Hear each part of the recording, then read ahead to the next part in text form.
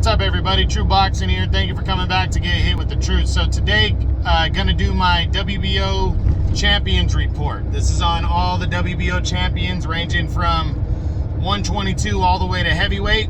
We're gonna discuss where they're at and what situations they got coming up, and go from there. So I do my champions report every couple months. It's on each governing body. This one shouldn't take as long as the WBA because the WBA still has regular champions that it deals with. So let's jump right in, and we're going to start with the 122-pound champion, the undefeated and unified champ, Fulton Jr., who also holds the WBC title. Now, he unified belts against Brandon Figueroa back in November, scoring that very close majority decision over him. And, you know, there was a lot of people that wanted to see a showdown between Fulton and Mirajan Akhmadaliev, the other unified champion, as they wanted to explore being the undisputed champion. But it was just an exploration, obviously, because the governing bodies had another thing in mind, as the WBA has already ordered Akhmadaliev to defend his title next in a mandatory defense against Ronnie Rios. And after that, Marlon Tapales is waiting around as the IBF mandatory. So it doesn't look like Stephen Fulton and Mirajan Akhmadaliev are going to collide anytime soon. So where does that leave Stephen Fulton? And I think it's very likely that Stephen Fulton is going to fight Daniel Roman, the former unified champ. Roman is number one to both of the titles that Fulton holds, and he's also with the PBC like Fulton is. So it's a very easy fight to make, and I think they're going to get the fight made for the first half of the year. I think Fulton is probably going to fight Roman in either April or May or June at the latest, and then we'll see what Fulton does in the second half of the year. But that's what I believe is going to go on for Stephen Fulton Jr. next. Hopefully by the next champions report, we got that all locked up, and that's usually in like I said, that'll probably be in April. Now, the next champion at 126 featherweight is reigning champ Emmanuel Navarrete. So Navarrete, right now, we don't know what he's doing next. We know his name was mentioned as a possible backup option if Oscar Valdez, doesn't fight Shakur Stevenson in their unification bout at 130 pounds, that Navarrete would move up to 130 and fight Valdez. But right now, I mean, from all intents and purposes, it's very likely that Valdez is going to sign to unify belts with Stevenson. There's a date and agreement in principle, and he just needs to sign the contract now. Stevenson's been calling him out. We'll see what happens. But where that leaves Navarrete is that he's probably, I know he had said after his last fight that his promotional contract with Top Rank was up, and as of right now, as far as I know, he's a promotional free agent, and he's probably looking around to see who he could get, in the ring, and who is going to promote his next fight. So we'll keep you in the loop. I'm hoping by the next champions report, he has his next fight locked up, though. 130 super featherweight. The undefeated champion is Shakur Stevenson.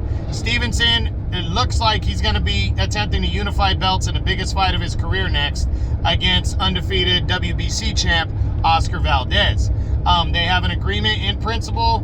Valdez just needs to sign on the dotted line, and then this fight's good to go. So the talk was late April, so I'm very much so hoping by the next champions report that this fight is signed, sealed, and delivered, and on the schedule. So we'll keep you posted.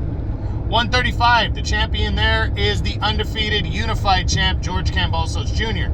Well, Kambosos, he came out just earlier in the day and said that his next opponent is either going to be Vasily Lomachenko or Devin Haney, like we all were hoping for. So, originally the talks was that the Lomachenko fight, that Lomachenko, they were at an impasse because Lomachenko doesn't want to sign on for an automatic rematch clause, and I don't blame Lomachenko for that. He's the bigger draw, and he's probably going to dominate Kambosos if they fight. So what's the point in a rematch? But he might have to agree to it to get the fight. We'll see. Devin Haney, I heard, was pricing himself out of a possible showdown with Kambosos, and I really hope that's not the case because Haney's so young, It doesn't make sense. He's going to make a lot of money, especially if he's got to go to Australia. Either way, he's going to make a lot of money. And then if he beats him, which most, like, I would favor Haney to win the fight. If he beats Kambosos, then he becomes almost the undisputed champion. Actually, he becomes the undisputed champion for sure. At 23 years old, 22, 23 years old. And then after that, everybody's got to line up to fight him, and all the big money fights are there for him. So really doesn't make any sense for him to price himself out of a fight right now, you know. But I'm hoping that's not true, and I'm hoping the governing bodies get involved and mandate a fight to happen, order these fights. The WBC, WBO, they could order Lomachenko to fight Kambosos because he's #1 contender to both their titles. And Devin Haney is the champion, where Kambosos, the WBC champion, and Kambosos is the WBC franchise champ. They could order that fight if they wanted to. So I'm hoping the governing bodies get involved here and do something like that, so we can see Kambosos fight one of these two fighters. And I'm hoping by the next Champions Report in April that he has the fight lined up, and I'm really hoping it's the Vasily Lomachenko fight. We'll see. 140, the champ there is the undisputed and undefeated champion, Josh Taylor of Scotland. Well, Josh Taylor has his next fight locked up February 26th. He's defending all 4 of his belts against his WBO mandatory challenger and undefeated Jack Catterall.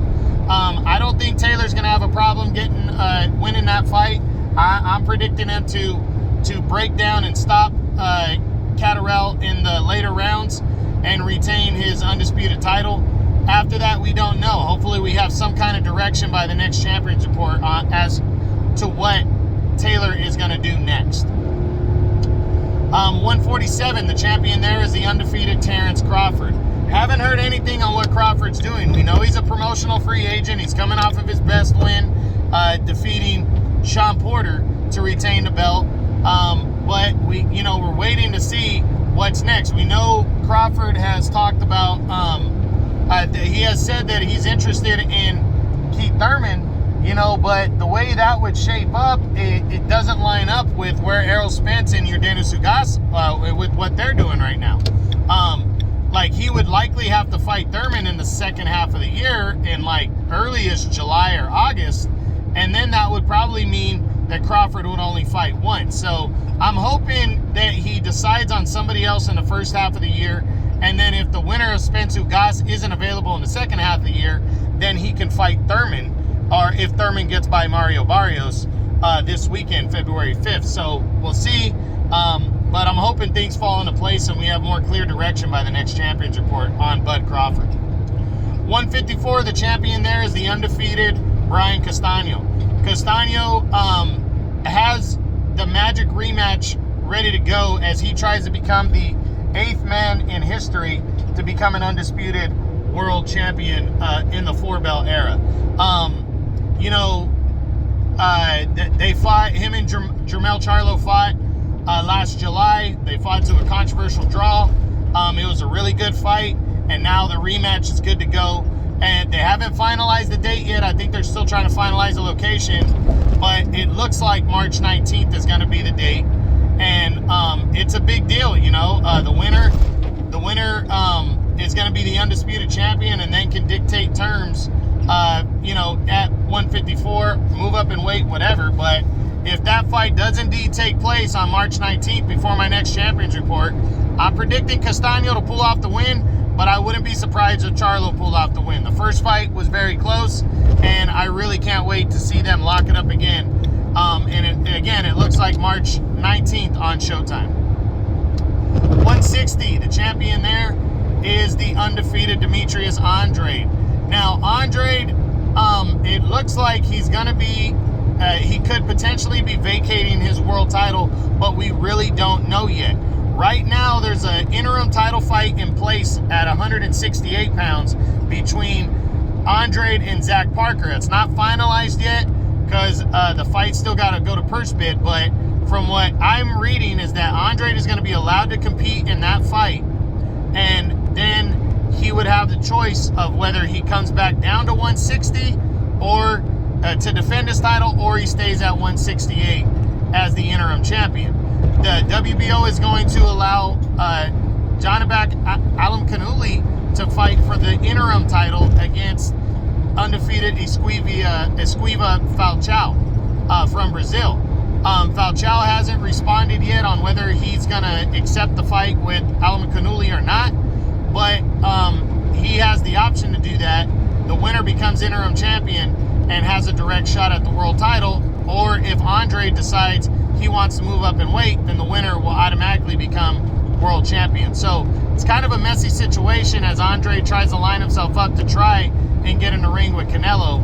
But I really do believe by the next Champions Report, we're going to know if Andre is moving to 168 officially, if he's fighting Zach Parker in that time frame, or if the fight's on the radar or not. I think we're going to have a little bit more clarification by the next Champions Report in April. 175 light heavyweight. The WBO champion there, or actually no, I'm sorry, 168 super middleweight. The WBO champion there is the undisputed champion and pound for pound king, Canelo Alvarez.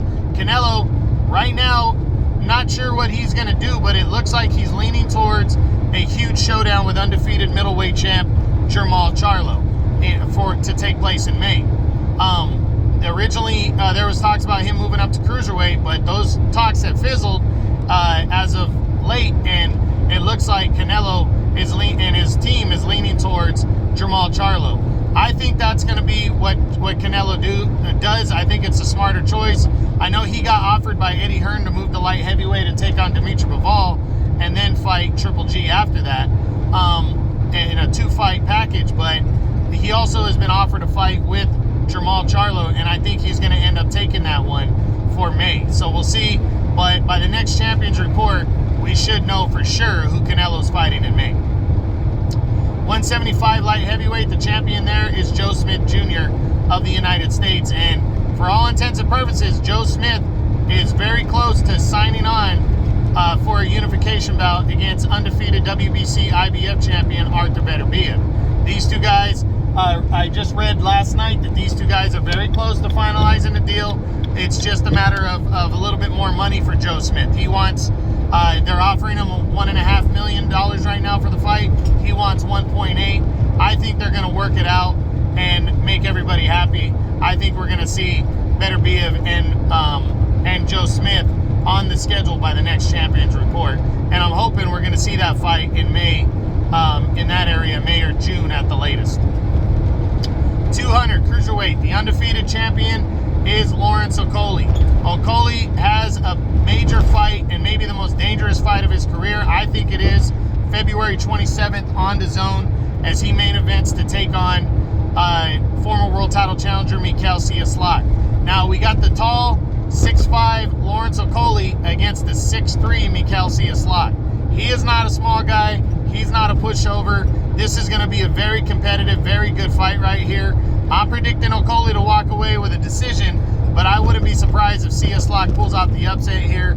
And I'm really looking forward to seeing this matchup on between two top 10 guys. I mean, I think I have Okolie at number 4 at cruiserweight right now, and then I believe Cieslak is number 7 for me right now. So definitely a big fight right here for these two guys, and I can't wait to see it happen February 27th on DAZN. And then at heavyweight, our champion there right now is the undefeated and unified champ, Alexander Usyk, who also holds the WBA and the IBF titles.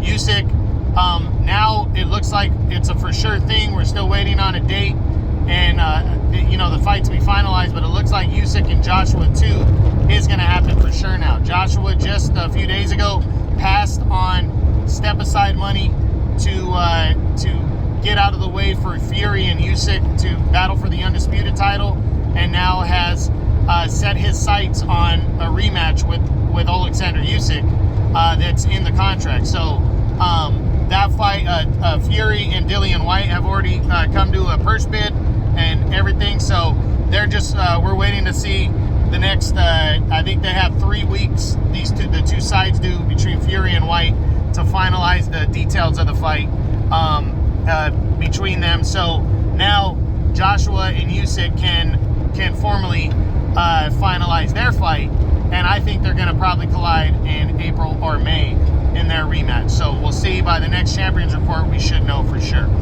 So that's it. That's what I got on this edition of the Champions Report. I hope you guys enjoy it. I'm going to still knock out a couple more divisions, the IBF and WBC. But the champions are coming together and fighting each other more, trying to unify, trying to become undisputed. That's becoming a major deal in boxing the last year or so.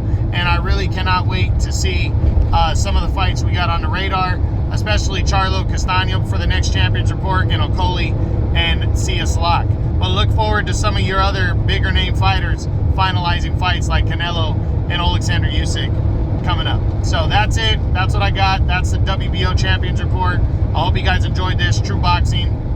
You've been hit with the truth.